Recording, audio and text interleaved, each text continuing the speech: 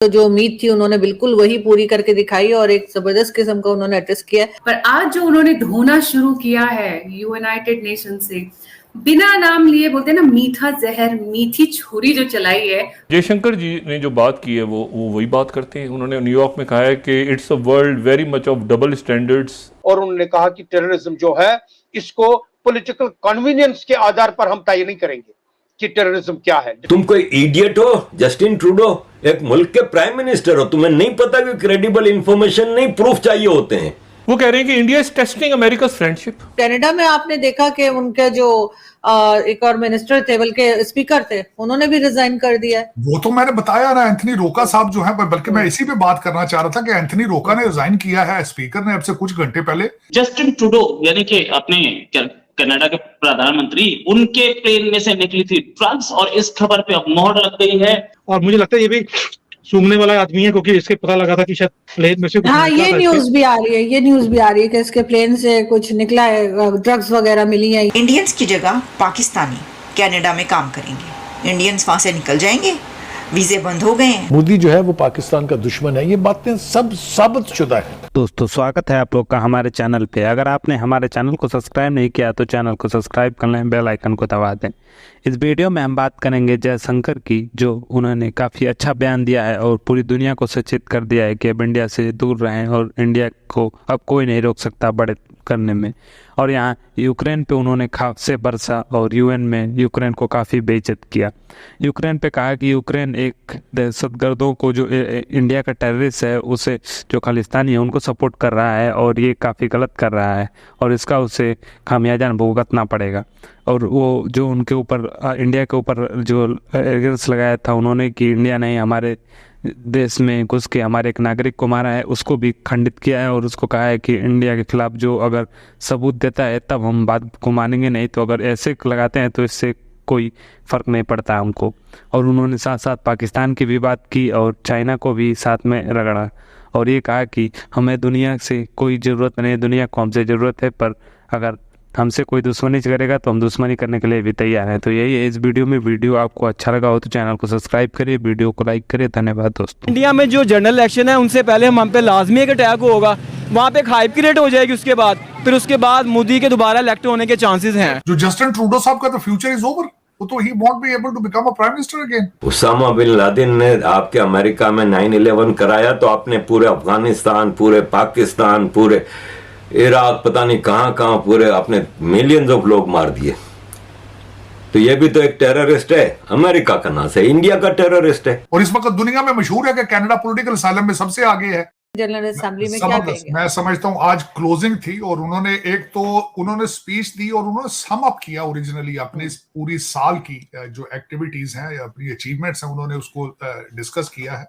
और यही मैं समझता हूँ यूनाइटेड नेशन जनरल असेंबली का जो है यही एक ऑब्जेक्टिव होता है। बल्कि ना सिर्फ आज उनकी दो एक्टिविटीज थी, एक तो उन्होंने यहाँ पे स्पीच दी है, दूसरा उन्होंने फॉरेन रिलेशन जो एक डिपार्टमेंट है काउंसिल ऑफ फॉरेन अफेयर्स, उसमें आज उन्होंने बातचीत की, सवाल लिए जर्नलिस्टों के, उसमें भी उन्होंने बात की। लेकिन मैं इसको थोड़ा सा डिस्कस करना चाहूंगा कि यूनाइटेड नेशन जनरल असेंबली का जो आज खिताब था कुछ थोड़े घंटे पहले, उसके अंदर उन्होंने जो बातें की हैं, उन्होंने ग्लोबल साउथ की फिर बात की, उन्होंने भारत का बार बार भारत का उन्होंने इंडिया का लफ्ज इस्तेमाल करने के बजाय भारत को इस्तेमाल किया। फिर दूसरा उन्होंने विश्वामित्रा की बात की, उन्होंने I2U2 की बात की, उन्होंने ब्रिक्स की बात की, क्वाड की बात की। जो सबसे बड़ी अचीवमेंट उन्होंने बताई कि 450 मिलियन लोगों को उन्होंने भारत ने गुर्बत से ऊपर लिया है। थोड़ा सा मैं कंपैरिजन तो नहीं करना चाहता, इस चीज का अफसोस होता है, दुख होता है, मेरी मादरे मिल्लत है, वहां पे 9 करोड़ लोग गुर्बत की लाइन से नीचे जा चुके हैं, यहाँ 450 मिलियन गुर्बत से ऊपर आ चुके हैं।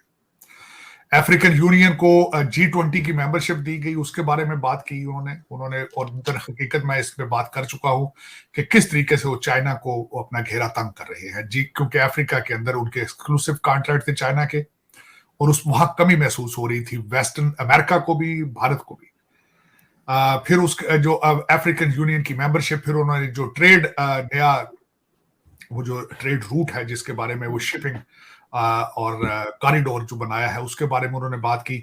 बिलखसूस उन्होंने कोविड के बारे में बात की भारत की अचीवमेंट में सबसे ज्यादा उन्होंने जो इस चीज का बात की, जो मुझे बहुत पसंद थी, कि Bharat has become a first responder. जहां भी दुनिया में कोई खुदाई एक आती है, लोगों के ऊपर अजाब आता है, जो नेपाल, बांग्लादेश, ये जो सारे मुल्क हैं, ये इस वक्त खिते में, साउथ एशिया में इंडिया के ज़ेरे असर हैं। सिर्फ एक मुल्क है जो उसके ज़ेरे असर नहीं है, जिसको वो बनाना चाहता है बड़ी देर से, वो पाकिस्तान है। इंडिया ने जो भी हरकत की है कनाडा में, Justin Trudeau floor of the house खड़े होकर इंडिया को, प्राइम मिनिस्टर मोदी का नाम लेकर उसको कह रहा है कि आप इन्वॉल्व हैं जो हमारे मुल्क में दहशतगर्दी हो रही है। ये एक दहशतगर्दी है, और ये बहुत अच्छा मौका था इंडिया को इंटरनेशनली एक दहशतगर्द मुल्क डिक्लेयर करना, लेकिन पाकिस्तान से खामोशी है, बिल्कुल पता नहीं क्यों। खामोशी तो नहीं है, मेन स्ट्रीम मीडिया पे बहुत सी ऐसी खबरें चल रही हैं, बहुत ऐसे ये जो इंडिया को मुंह की खानी पड़ी, ये हो गया वो हो गया। वो कोई बनाना कंट्री तो कनाडा है नहीं। अच्छा। दुनिया की पावरफुल कंट्री है, उनके पास टेक्नोलॉजी, कोई एविडेंस होंगे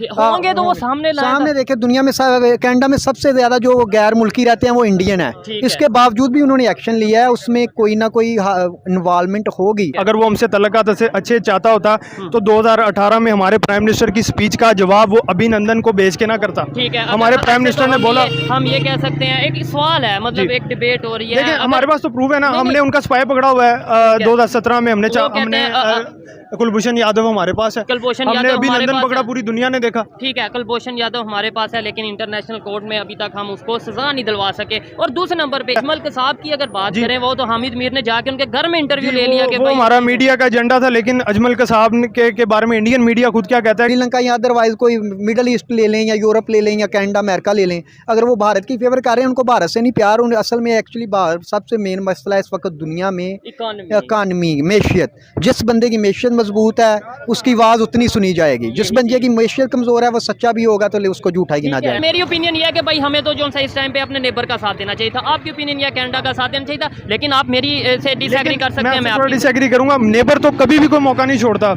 हमें इंटरनेशनली जलील करने का। हमारे नेबर ने हमारे साथ, हमारी जो क्रिकेट टीम है अभी तक उसको वीज़ा नहीं जारी किया। जैसा आप लोगों ने वीडियो में देखा कि पाकिस्तानी पब्लिक और पाकिस्तानी मीडिया कैसे बात कर रही है कि जयशंकर आज बरस पड़े इंडिया पे, और पाकिस्तानी मीडिया काफ़ी सहम गई है उनसे, और उनसे लड़ना मतलब कि अपने खुद के गिरबान में पहले झांकना चाहिए इंडिया को, उसके खिलाफ लड़ने से पहले पाकिस्तान को। और चाइना के भीख पे पल रहा है पाकिस्तान, ये कभी पाकिस्तान अगर सोचे तब आगे पाकिस्तान बढ़ सकता है। अगर इसको ना सोच के सिर्फ वो पीछे पीछे चाइना के रहना चाहेगा तो वो पीछे ही रह जाएगा और आगे नहीं बढ़ पाएगा।